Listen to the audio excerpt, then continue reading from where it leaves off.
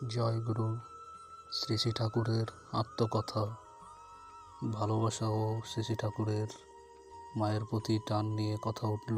শ্রী শ্রী ঠাকুর গল্পের মতো করে বলতে লাগলেন, ভালোবাসার পরীক্ষা হলো আমি যখন তোমাকে গালাগালি করি তখন তুমি কেমন থাকো। আদর করব, বুকে নেব, সেটা ভালো লাগে। আর পিঠে যদি একটা চড় দেই অমনি ছুটে গেলে, তাহলে বুঝতে হবে তুমি ভালোবাসার বাড়ির ধারেও নেই। মা আমারে কি টানছে, তবুও মাকে না হলে আমার চলতো না।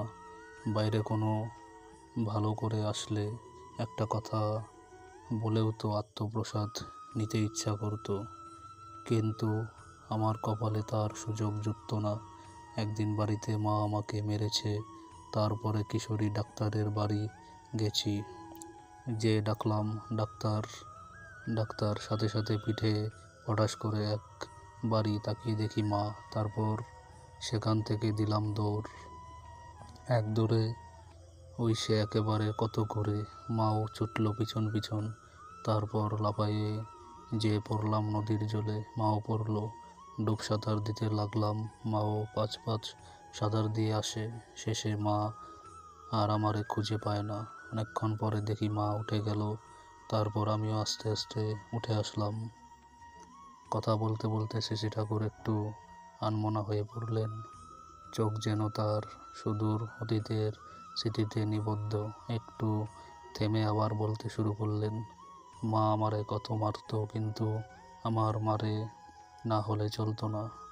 এই যেমন শিবাজির গল্প শুনি, যখন সে রাজা তখনও রামদাস তারে কি কষা কষেছেন, সেই জন্যই না আজ সে শিবাজি।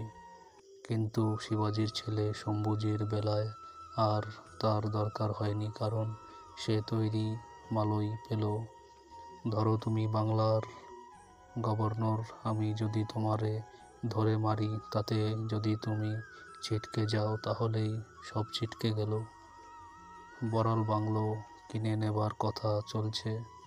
এবার সেই প্রসঙ্গে কথা উঠতে শ্রী শ্রী ঠাকুর সবাইকে লক্ষ্য করে বললেন, এখানে বাড়ির মুখ দিতে চেষ্টা করতে যে আবার বাংলার বাড়ি নেবার কথা ভুলে যেও না। মন্ত্রীদেরও ও কথা বলে দেওয়া হয়েছে। এই তোমাদের সুযোগ, একটা ছেড়ে দিলে অনেকখানি লস করবে, হারাবে তোমরা। একজন বললেন, এবারের উৎসবে সুধাংশুদা শ্রী শ্রী ঠাকুরের জ্যেষ্ঠ জামাতা আসেনি।